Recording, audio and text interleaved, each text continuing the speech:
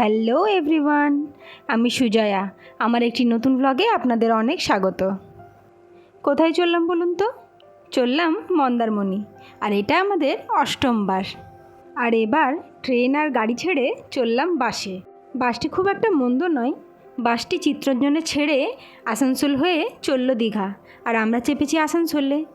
বাসে ওই দেখুন, এটি হলো চার্জারের জায়গা, ফোন চার্জ দিতে পারেন। আর এখান দিয়ে এসির হাওয়া বইছে, তা ঠান্ডা ঠান্ডা হাওয়া খেতে খেতে চললাম। তবে আমরা স্লিপারে সিট পাইনি, তাই আমরা বসে বসেই সারা রাত্রিটা কাটিয়েছি। খুব একটা কষ্ট হয়নি। আসানসোলে বাসটি ছেড়েছে সন্ধ্যেবেলা 7:30 নাগাদ, আর এখন বাজে ভোরবেলা 5:30। এখন দীঘা বাস স্ট্যান্ডে পৌঁছে গেছি, আর এখান থেকে আমরা একটা গাড়ি বুক করে চলে যাব প্রথমেই তালসারি। গাড়িতে উঠেই তো সবারই চোখ ঘুমে জড়িয়ে আসছে, তাই একটু মজা করতে করতেই গেলাম তালসারি। বাসে তো সেভাবে ঘুম হয়নি, আসলে আমাদের হঠাৎ করেই প্ল্যানটা হয়েছে, আর সেভাবে টিকিট পাওয়া যায়নি বলে আমরা বাসেই চেপে পড়েছি। আর এখানে একটা ছোট্ট হোটেলে চা বিস্কিট খেয়ে তারপরে যাব সমুদ্রের ধার। সকাল হতে না হতেই রোদটা এত গায়ে লাগছে যে দাঁড়ানো যাচ্ছে না, আর শরীরে তো ক্লান্তি আছেই, তাই মনে হচ্ছে কোনো রকমে ঘুরে হোটেলে চলে যাই। কিন্তু মন্দারমণি যাওয়ার প্ল্যান আছে, আর ওখানে 12টার আগে তো রুম পাওয়া যাবে না, আর এত সকাল সকাল গিয়ে কি করব, তাই একটু ঘুরে ফিরেই মন্দারমণি পৌঁছাবো। আর ঘোরাফেরার নাম শুনলেই তো জিসানের এনার্জি লেভেল দ্বিগুণ হয়ে যায়।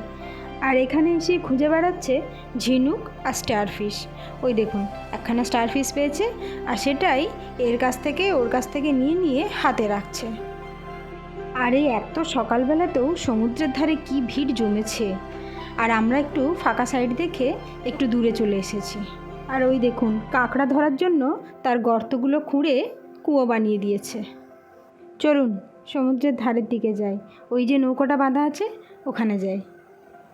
ওই দেখুন, ধারে আসতেই একটা দারুণ জিনিস দেখতে পেয়েছি। কি বলুন তো, এটা ছোট্ট টিকটিকি মনে হচ্ছে, তাই না? আসলে তা নয়, এটা ব্যাঙাছি। আর এদিকে কাঁকড়া ধরার প্রচেষ্টায় সফল হয়েছে, কোনো রকমে একখানা কাঁকড়া ধরতে পেরেছে। ওই দেখুন, দেখেছেন ছোট্ট ছোট্ট বোকার মতো ঘুরছে, ওগুলো কিন্তু কাঁকড়া এক ধরনের। ওগুলোর আবার একটা করে ডানা রয়েছে, আর সমানে ডানাগুলো কীরকম ঘুরিয়ে যাচ্ছে দেখুন। এই দেখুন, কাঁকড়াটিকে আবার হাতের মধ্যে উঠিয়েছে। এখন ঘড়িতে প্রায় 8:30টার মতো, আর পারছি না এই রোদে, চলুন বেরিয়ে যাই। ওই দেখুন, বাইরে সমুদ্র থেকে কত কাঁকড়া ধরে এনেছে, আর কত ধরনের মাছ। এগুলো বাছাই করে আবার যাবে বাজারে। বাইরে এসে একটু টিফিন করে আমরা চললাম মন্দারমণির রাস্তা ধরে।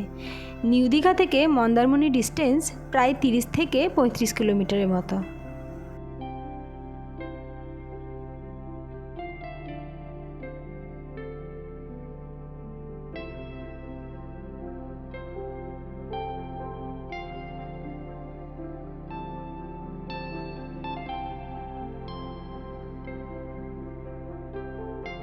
এতটা রাস্তা যেতে যেতে শরীর ক্রমশ ক্লান্তিতে ঝিমিয়ে পড়ছে, আর সেখান থেকে এনার্জি ফিরে পাবার জন্য ডাবের জলের বিকল্প তো কিছুই হয় না, তাই না? এখন বাজে 10:30টার মতো, আর আমরা পৌঁছে গেছি মন্দারমণির হোটেলে। হোটেল দিগন্তে। 12টার আগে তো রুম পাওয়া যাবে না, কিন্তু রিসেপশনে আমরা কথা বলে একটা রুম আমাদের জন্য ওরা রেডি করে দিয়েছে আপাতত। আর সেখানেই চললাম এখন, একটুখানি রিফ্রেশ হয়ে নিই, তারপরে রুম পেলে তখন নিজের রুমে আমরা চলে যাব। হোটেল দিগন্তেতে আমরা আগেও থেকেছি, কিন্তু তা বহু বছর আগে। তখন যখন এসেছিলাম তখন এটা নতুন তৈরি হচ্ছিল, মানে তৈরি হয়ে গেছিলো, আরও কিছু কনস্ট্রাকশনের কাজ চলছিল। আর এবারে এসে দেখলাম দারুণ সুন্দর ব্যাপার, এত গাছপালা লাগিয়েছে যে দেখে মনটা ভরেই গেল। চলুন রুমে যাই। রুম পেয়ে গেছি, এখন বাজে প্রায় 12টার মতো। একটু রিফ্রেশ হয়ে আমরা খাওয়া দাওয়া করে রেস্ট নিয়ে তারপরে বিকেলে বেরোবো সমুদ্রের ধারে। এটি হলো হোটেলের নিজস্ব রেস্টুরেন্ট, এখানেই আমরা খাওয়া দাওয়া সেরে নেব। ও, আপনাদের তো বলাই হয়নি, তালসারি থেকে যখন ফিরছিলাম আপনাদেরকে কত কাঁকড়া দেখিয়েছিলাম মনে আছে? ওখান থেকে 1 কিলো কাঁকড়াও কিনে নিয়ে এসেছিলো, আর সেটা এখানে ভাজানো হলো, মানে তরকারি করানো হলো। ওই দেখুন, এক জাম নামিয়ে দিয়ে গেছে আমাদের জন্য কাঁকড়া ভাজা। খাওয়া দাওয়া করে রেস্ট নিয়ে আমরা এখন বিকেলবেলা বেরিয়ে পড়েছি সমুদ্রের ধারে।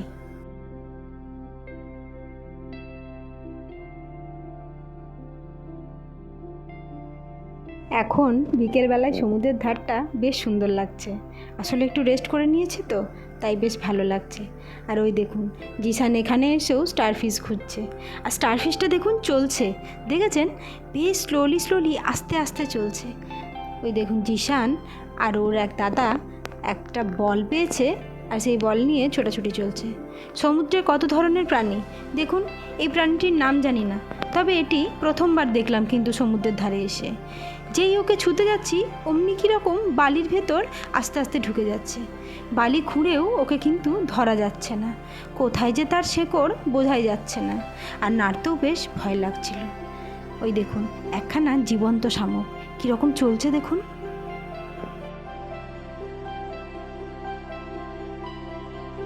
এখানেও প্রণব একখানা কাঁকড়া পেয়েছে, আর সেটা ধরেই চলছে গবেষণার কাজ। কেউ যদি আমাকে পার্সোনালি জিজ্ঞাসা করে যে কোন সি বিচটা ভালো লাগে, দীঘা না মন্দারমণি, তবে আমি অবশ্যই বলবো মন্দারমণি। কেন বলুন তো? মন্দারমণি সি বিচটা বেশ চওড়া আর বেশ ফাঁকা ফাঁকাও। আপনি নির্জনে অনেকক্ষণ বসে সময় কাটাতে পারবেন নিজেদের মতো করে। আর দীঘার সি বিচটা এখন প্রচণ্ড ভিড় হয়ে গেছে। তবে আপনি যদি বলেন দীঘার তুলনায় মন্দারমণির চার্জেস একটু বেশি সব কিছুতে, তবে হ্যাঁ, এটা ঠিক। দীঘার তুলনায় মন্দারমণির হোটেল বলুন আর খাওয়া দাওয়া বলুন, রেট একটু বেশি। এখন সন্ধেবেলা আমাদের একটা ছোট্ট সেলিব্রেশন আছে। আমাদের সঙ্গে যে দিদিভাই এসেছে সেই দিদিভাইয়ের আজ জন্মদিন, আর সেটাই করব আমরা সেলিব্রেশন। সারাদিনে টায়ার্ডনেস তো এখনও কাটেনি, তাই সেলিব্রেশনের শেষে খাওয়া দাওয়া করে রাত্রে ঘুম। এখন সকালবেলা একদম পুরো ফ্রেশ লাগছে নিজেকে, তাই সকাল সকাল চললাম সমুদ্রের ধারে। দেখুন চারিপাশটা কি সুন্দর লাগছে না, পুরো সবুজে ভর্তি। আর এই যে গাছগুলো এত সুন্দর লাগছে যে বলার নেই, মনে হচ্ছিল উঠিয়ে নিয়ে যায় কয়েকটা।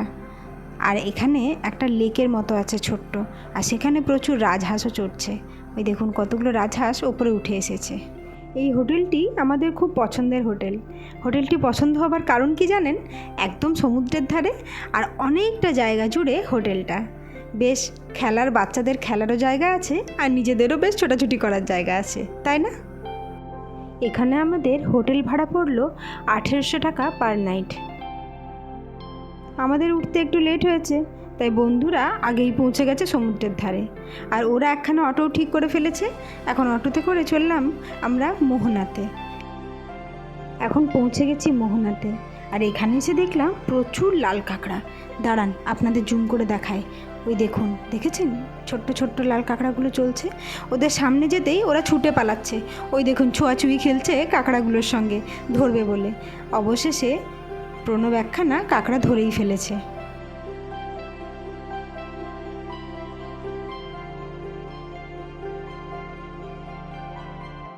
এই তো কালই এলাম, আজই কি যেতে মন চায় বলুন? কিন্তু আমাদের তো দুটো ছুটির দিন পেরিয়েই গেল, তাই এখন চলে এসেছি হোটেলে। ফার্স্ট করে আমরা এখন যাব সমুদ্র স্নানে। সমুদ্রে এসেছি আর স্নান করব না, তাই হয় নাকি? ঢেউ নিতেই তো মজা লাগে বলুন। আর জিসান এখন বেশ ঢেউয়ের সঙ্গে খেলা শিখে গেছে। ও একা একাই অনেকটা দূর চলে যাচ্ছে। ঢেউ নিতে গিয়ে বেচারার কানে জল ঢুকেছে, তবুও ছাড়বে না কিন্তু। দেখুন কীরকম লাফালাফি করছে।